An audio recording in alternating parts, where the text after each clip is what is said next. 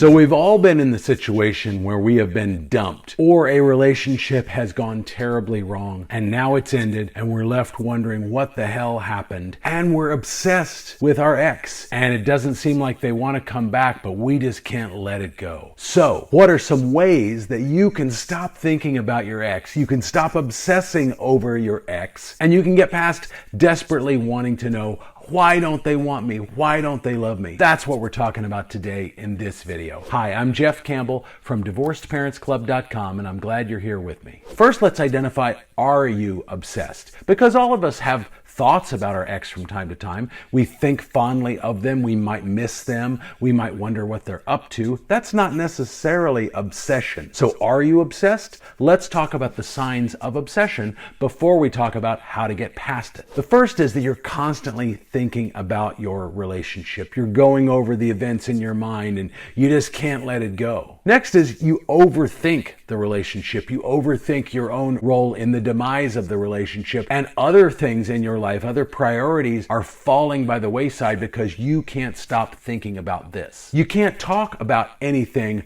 other than them to your family and friends. It's just all encompassing. You just can't let it go. You feel addicted to this person. Right now it kind of feels like you're going through withdrawals, just like a drug addict or an alcoholic. And like I said, every other priority in your life seemingly doesn't matter. You're anxious all the time, or you're in a state of despair. You're despondent. You don't have any energy to do anything. You're not going out to see your family and friends. You're not doing things that bring you joy. You just feel stuck and lonely and isolated, and you don't know how to get out of that funk. You have crazy thoughts. You want to drive to their house in the middle of the night and see if you see anybody else's car there that they might be seeing, and you have these kind of crazy obsessive thoughts and you just can't control those thoughts. You're letting them control you. Instead of being in the present moment, you're either focused on things that happened in the past, or you're obsessing over a possible future with them that may or may not exist and may or may not even be realistic. And along the same lines as driving over to their house in the middle of the night,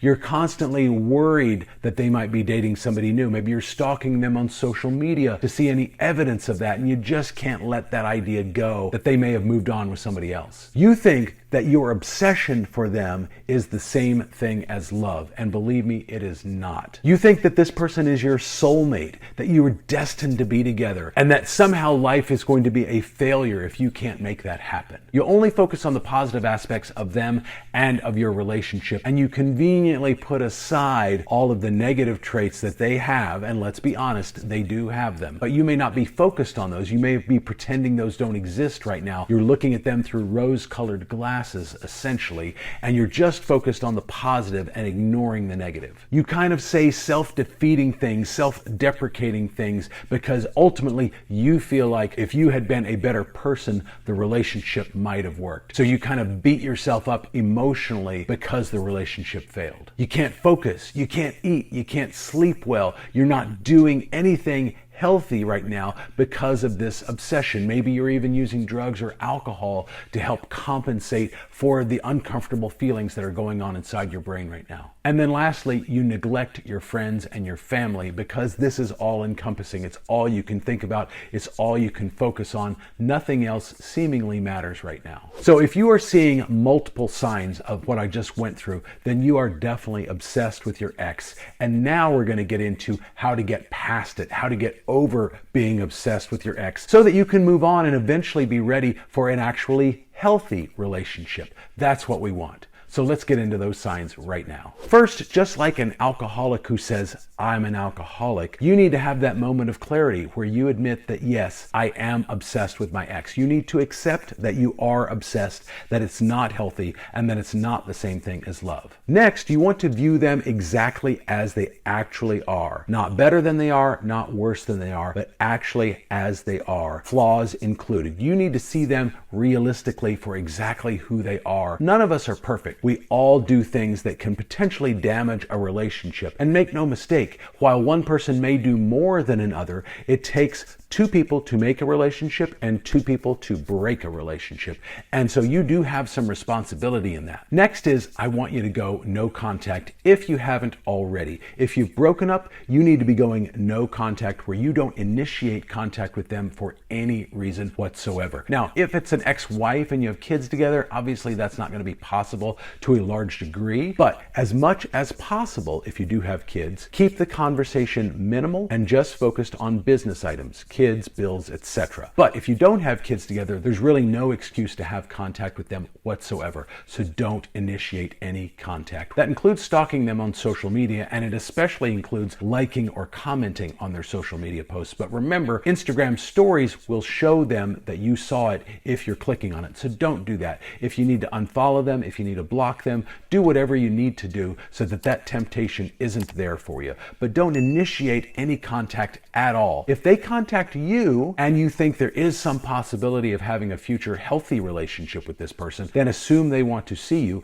and make a date with them and actually take action to try and rekindle things if this relationship has the potential to be healthy, because right now it's not healthy. I talked earlier about being in the present moment and not focusing on the past or on the future, and the way to do that is either through meditation, maybe yoga, martial arts, doing something like that that can calm the brain, center the brain, and center you. I don't care which of those three things it is, and it could even be something different than that. It could just be taking walks by yourself in the sunshine and listening to good music and things like that. So whatever it is that helps you calm and focus your mind and think about things in a more positive light is something that I want you to do, ideally daily. Now, I mentioned earlier that it takes two people to make a relationship and two people to break one, and that is definitely true, but I don't want you to obsessively blame yourself for the demise of the relationship. Make no mistake, this other person definitely damaged the relationship also. It is possible that you did more damage than they did,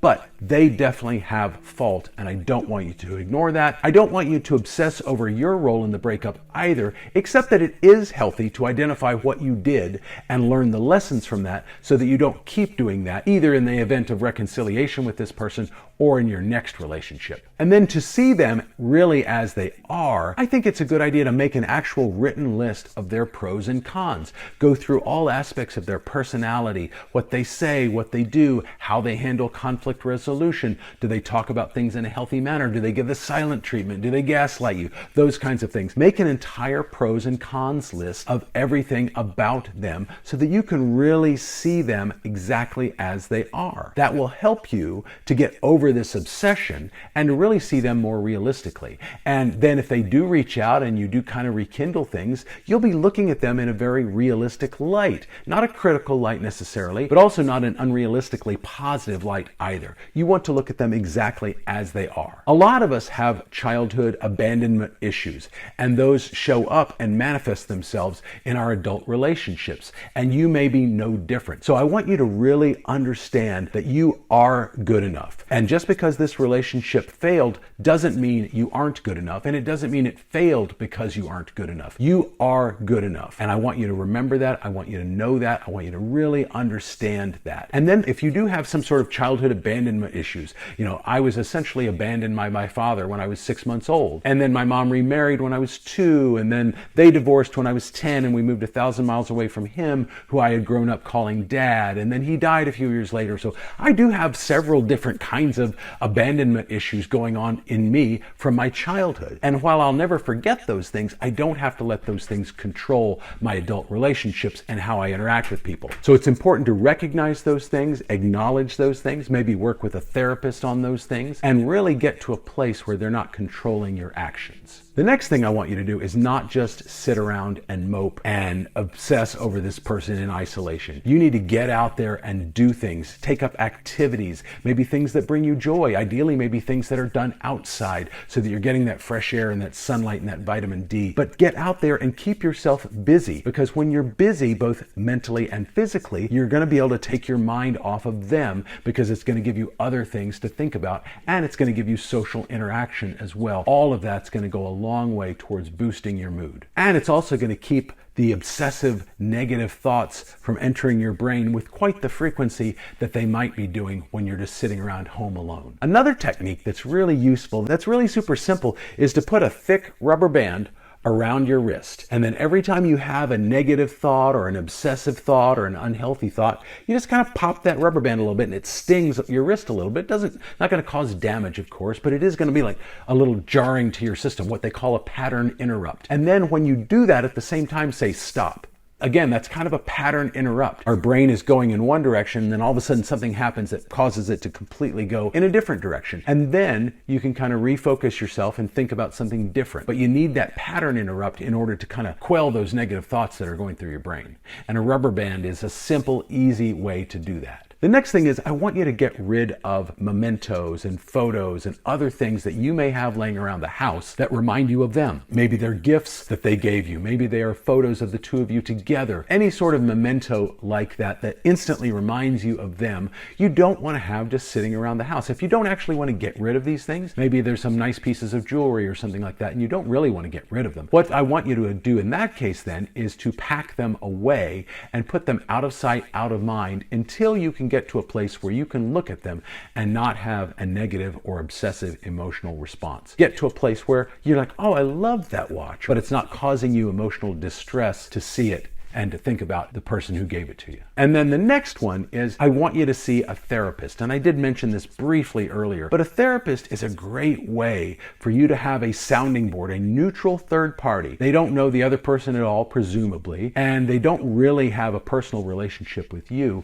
They're just there to kind of like hear what you have to say, maybe reframe what they're hearing so that you can really understand what it is that you're feeling and thinking and saying. It's just a safe space to kind of let it out. And ultimately, you do want to let these feelings out of your body, out of your system. You don't want to just hold on to the negative feelings because that's really unhealthy for you. It's really a bad way to go. And there's a lot of studies that talk about holding on to anger and frustration and hostility and hatred, how those can actually manifest diseases in our body when we don't have a healthy outlet to let those things go. And a therapist is a great way to do that. If you can't afford that, there are some online therapy programs that can offer that at a much reduced rate. And BetterHelp is actually a really good one for that route. I'm going to put a link to BetterHelp down below in the description if you want to check them out. They do online therapy. They've got qualified therapists all over the US. You can pick the day and the time that you want to schedule. And again, these are all done virtually, so that it's totally convenient. You don't have to drive anywhere, and you can pick the day and time that you want.